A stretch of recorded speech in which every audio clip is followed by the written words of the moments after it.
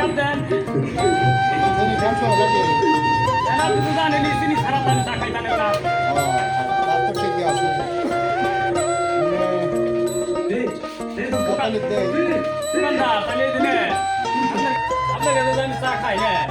এই যে কাপের মধ্যে আপনি কয় কাপ চিনি দেন মনে করেন 10 গ্রামের মতো দেই 10 গ্রাম দেন না তাহলে আমি দিনে তাহলে কয়টা চা খাই দিনে ধরেন 500 টাকা খান 5 করে না এই যে 5 করে যদি চা খাই তাহলে যে হিসাব করে যদি কয় গ্রাম হয়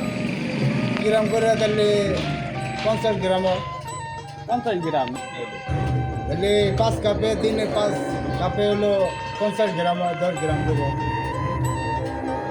তাহলে 50 গ্রাম হয় না তাহলে এই যে না আমি যে 5 বছর ধরে যে আপনার কাছে চা খাই তাহলে আমি তেল করে না আমি হিসাব করে দেখলাম তাহলে যে আপনার কাছে আমি 91 কেজি আমি চিনি পাই না তাহলে এই ধরুন বস্তা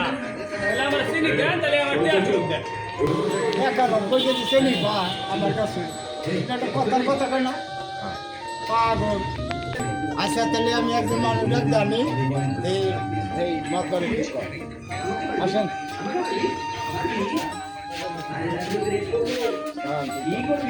এখানে আমার ঘর থেকে 5 বছর ধরে এই কাস্টমারে এখানে এই চিনি খান তাহলে 91 কেজি চিনি 5 বছরে পাই গেল এই দাবি আমার জানাইলো এখানে আপনাকে ডাক দিছি এই জিনিসটা কি করবেন আচ্ছা যাহাটুকু চিনি খায় না আমি তো চিনি পাই কেন ওই হিসাবে তুমি আর 1000 টাকা দিয়ে দাও 2000 মিট পাবে হয়ে যাবে